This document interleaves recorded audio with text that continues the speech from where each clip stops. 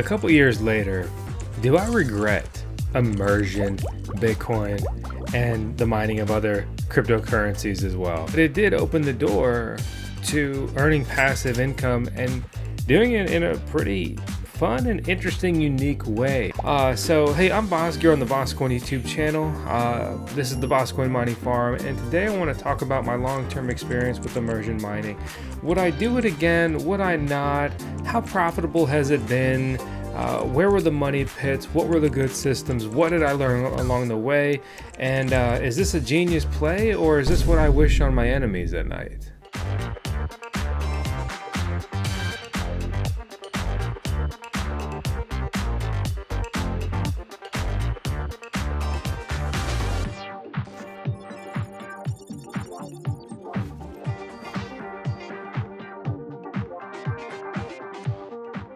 Today's video is brought to you thanks to Revolution Mining, who have a new Mine With Us 2025 partnership bundle for S23s and S21E XP models only. Minimum 7 units and a low electricity cost of just over 5 cents.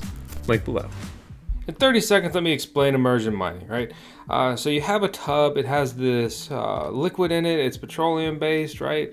Kind of like a fancy mineral oil, not mineral oil, but oil, right? And this oil runs through this cooler, dry cooler, much like a radiator. It goes through the radiator or heat exchanger there, the fans blow over it, it cools it down, the cool liquid comes back in through the other tube, and of course the hot liquid went out through the original tube. Why would you do this? It can allow for advanced overclocking. It can enable running equipment in a very clean manner for a very long time. And above all, it significantly reduces noise, right? I could run one full-size Bitcoin miner that would make more noise than all 34 whatever machines I'm running in the VoskCoin immersion mining shed, including the operation of their radiators, well, with the exclusion of two. The Bixbit radiators make a very unique and kind of annoying metallic sound. Those systems in particular, I guess I'll roll right into that, were incredibly difficult to install. It took us 10 working days to install both of those systems, and they do not hold the pressure in their lines that they're supposed to. However, due to the huge dry cooler and the VFD, they're actually the most efficient immersion mining solutions. It just feels like it was a rough draft product that is so close to being streamlined. But before that, we deployed the DCX 8 miner immersion unit. We also, much later on, deployed the DCX 2 miner unit, or they call it the BitPod. We deployed the fog hashing B6D, their original 6 miner immersion solution, the fog hashing C2, the fog hashing C6, which is the updated replacement upgrade, and I firmly mean it is absolutely an upgrade over the fog hashing B6D, and the Bixbit 2 to 3 miner immersion cell, they call it, and also the Bixbit 6 miner cell. So through all of these systems, it was very interesting, it was very challenging, and at times it was very frustrating, and other times it was surprisingly easy.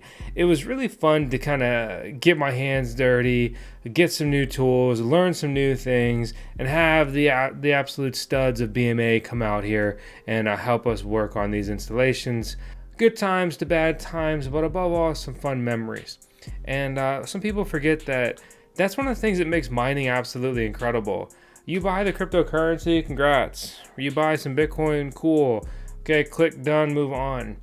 You're in the trenches yelling at a pipe that's leaking in the midst of winter, wondering, why have I embarked on this optional side quest? Okay, those are the days you remember. Those are the days that boys are forged into men. In those days when we're in the trenches, bullets whizzing by, you're saying, how did I get here? Later on, you look back and it's like, that was pretty interesting. That was challenging. I learned a lot. That pushed me, whatever. You end up tackling another DIY project in the future and you lean on those skills that you learned then. So it was very expensive to do certain things.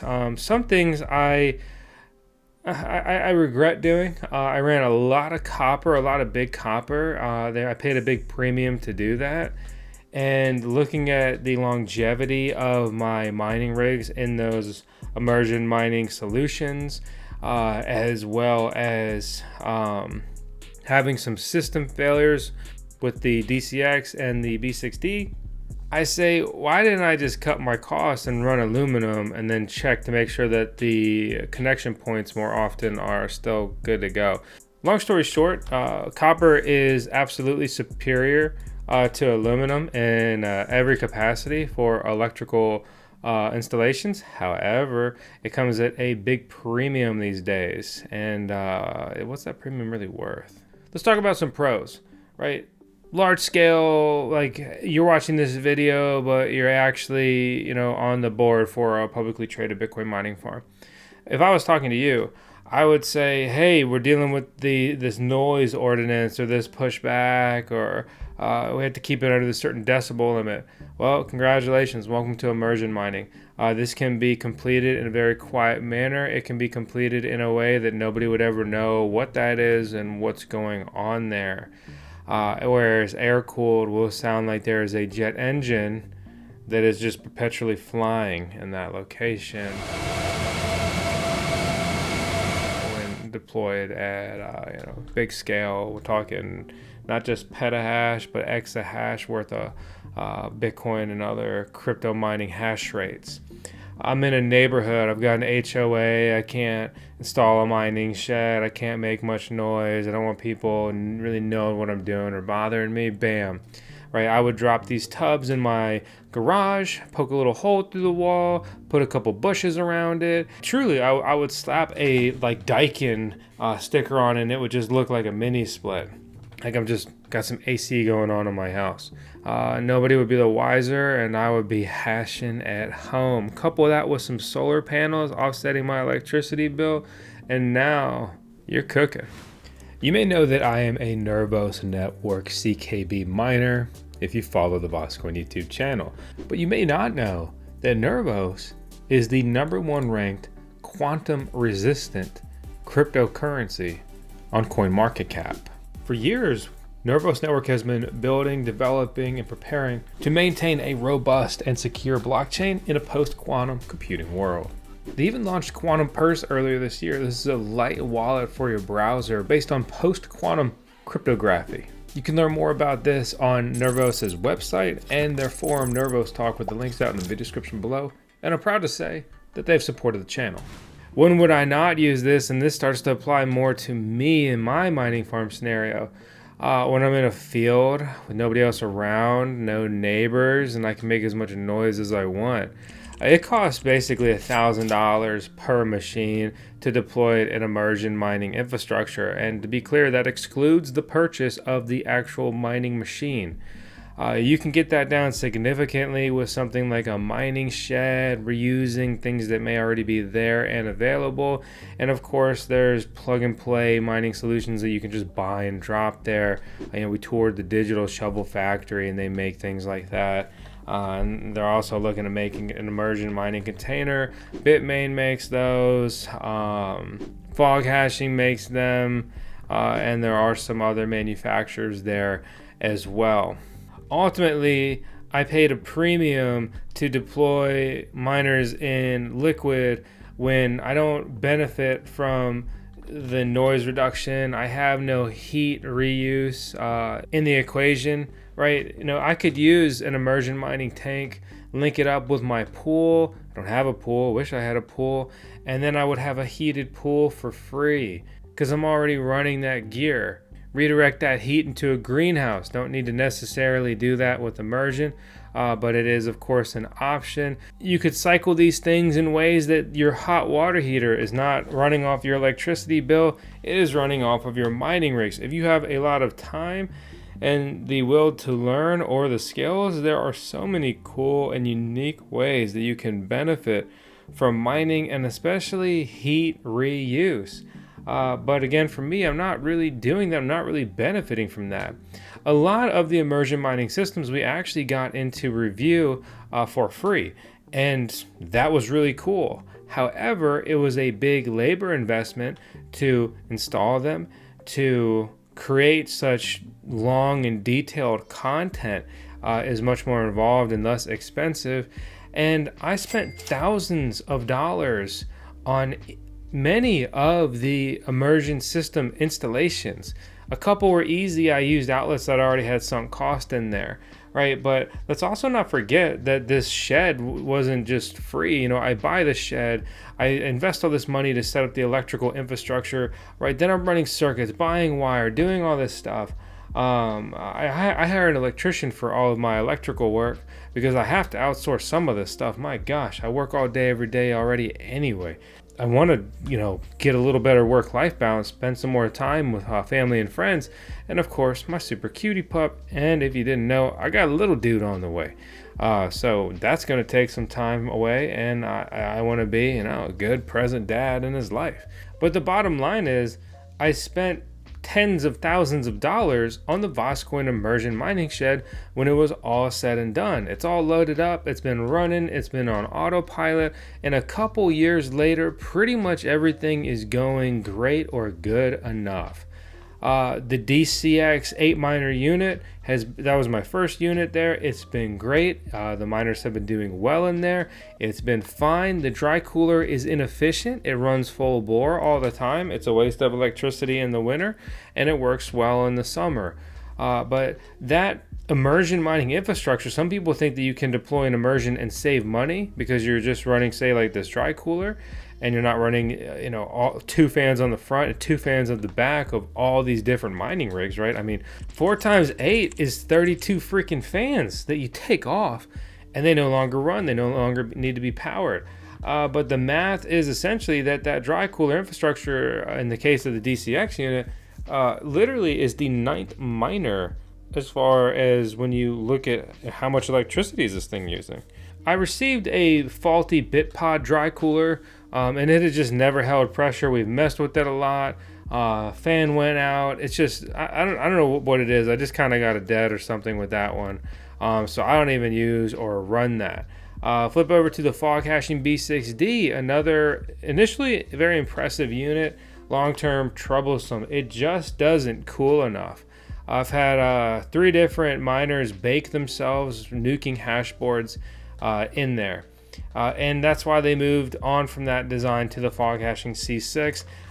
The B6D just did not keep up in hot climates. I'm in Virginia in the US of A, and it gets very hot here in the summer. I mean, we're talking 100 degrees and humid as The B6D did have a mister that I never used. Maybe that could have been my saving grace. I don't have running water next to it, so I never really got around to building a solution for that.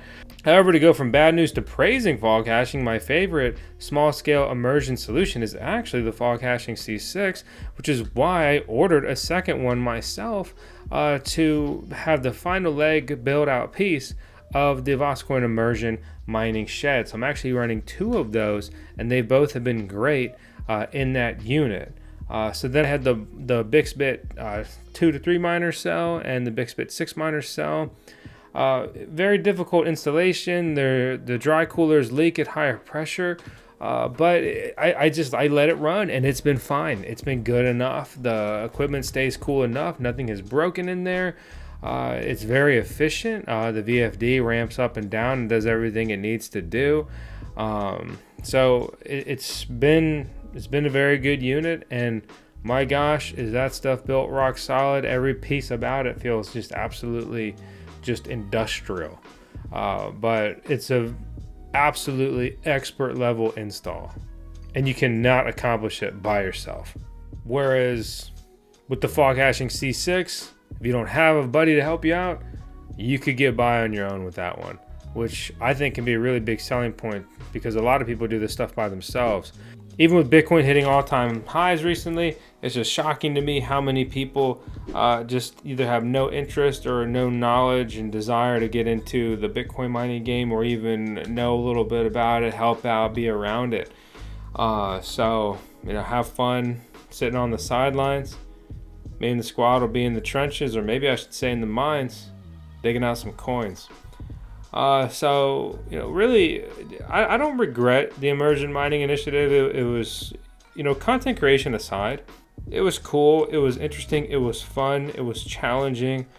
And it was a very good solution at the time based on my restrictions and hurdles I was facing with the literal, mining farm build, but also at the time in the sense that every miner could basically be dunked then. You could put a fan spoofer on it, you could take the fans off, you could put in immersion fluid, and you'd be having a good time.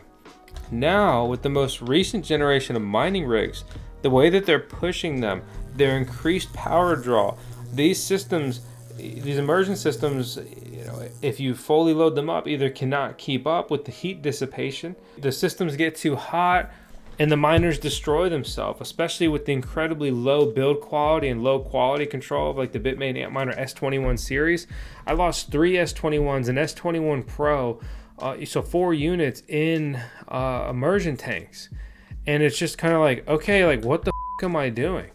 Then you have a huge risk. Are they even going to warranty this thing? My warranties worked out. Is it because I put VoskCoin on my box and they say, oh, that's that guy, we better take care of this?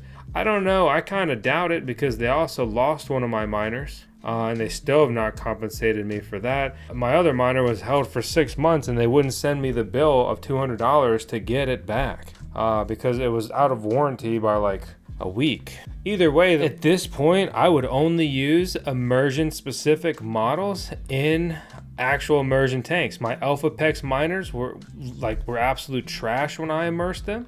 So I do not immerse any off-brand ass miner anymore.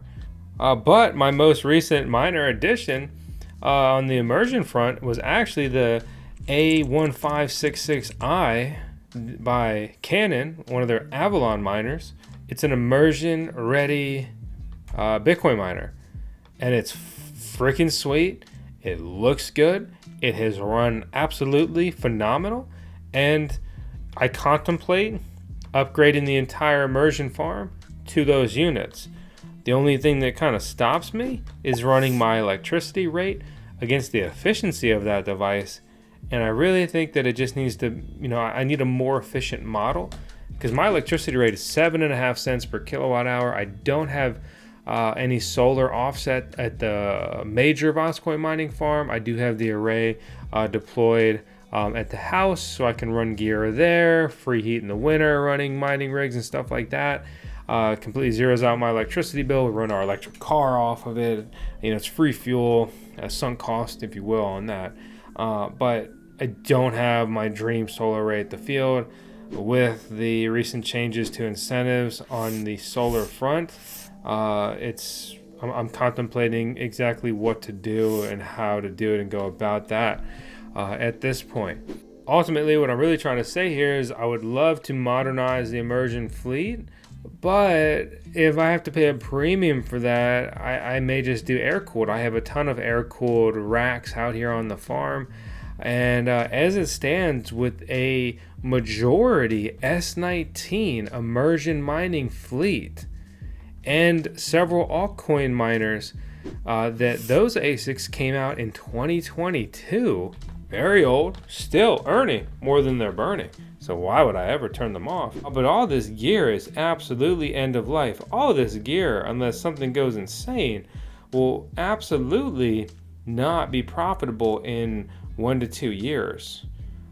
So at that point, what do? Put up a solar array and only run this stuff when the sun's out? Maybe. Or I just decommission this stuff. I mean, I have some current generation gear, like the T21 in there that's custom to run on single phase. I have, of course, the A1566i and the L7s, even though they're very old miners that were released in 2021, are still turning a profit, and they may continue to kind of hang on. Ultimately, I simply have just like one C6 worth of current generation miners, max, deployed in there, and even that is a stretch. It's like basically half current generation. So I wonder about just shutting the rest of them down instead of investing in more immersion mining hardware there, because most manufacturers aren't making single phase stuff. If I did have three-phase electricity, I'd be looking at the three-phase S20 1XP immersion models maybe. And that's not going to be the case for most people, right? If you have a typical home in the US or a typical farm or even a basic building in the US, you're not probably going to have three-phase electricity. That's industrial electricity or old big warehouse electricity. Internationally, that can be dealt with much more easily, more often, but not here in the US. That's not the way our grid is built. Would I do the immersion build again? No, I wouldn't. I would absolutely have one C6 out here on the farm just because it's cool and a novelty. And I don't regret it at all. I mean, it was cool, it was engaging, it was challenging, it was fun at times, it was maddening at other times. And it created some really cool content creation opportunities. But there's no reason to pay an immersion premium when you can deploy on air for cheaper, small scale and large scale. And with this generation of miners, there's not really any benefits. I really only see the point of deploying immersion if you're picking up like cheap used gear in good condition, or like you already have a sunk cost from stuff like this. But just the current generation of miners have just been an absolute flop. I really cannot understate that the previous gen, across the board, you could just fan spoof it, pop the fans off, drop it in, and it would run great. You do that with current gen stuff and it just kills itself. And then you're at huge risk of destroying your stuff outside of warranty. Not that warranties are the best scenario here, or best experience, but you don't want to just nuke yourself for no freaking reason. I've been immersion mining for like over 2 years now, and I've been familiar with it for many years.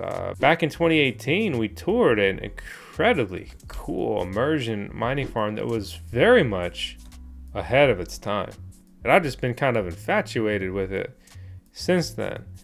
And the other elephant in the room with immersion gear is that fluid is disgusting. I hate when it gets on my fingers. If you're a car guy, a radiator fluid feels like. It kind of feels like that. And it's just gross. And obviously it's a carcinogen. I don't care what they say. If you can't drink it, you shouldn't get it on you. And, when I buy gear and deploy gear out here, I pretty much just commit to it for life. I'm not in the game of scalping and flipping. I am going to liquidate a lot of my small miners just because it's too many little devices to keep up with, as I'm essentially the only one who runs the mining farm here. It's very tedious at times, and I don't use miner management software, so I'm going into over 100 different devices manually. If I have some kind of major issue where I have to get into a lot of different machines, it's incredibly time consuming there, or making changes with pools and things. It's very cumbersome. It's very difficult. I try to set stuff and leave it and forget it because it's better for me for a lot of different reasons, and chasing the dream of making this actual passive income instead of active income. But hey, that's my long-term review on immersion mining, my experience, everything in between. If you have any questions, please let me know down in the comments below. I appreciate you. This is our CLO, our Chief Liquid Officer here at VoskCoin. Tails is absolutely obsessed with playing hose. She will attack the water. It's a really fun time. She loves it. You got to be careful though, because she'll try to just eat it all, and then she starts just getting overflowing with water, and it's not a good experience for anybody. So hey, appreciate you. Hope you subscribe. Good luck, and let me know your thoughts on immersion down in the comments below.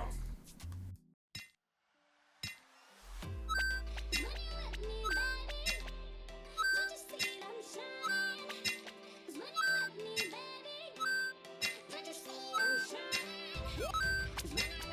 shine.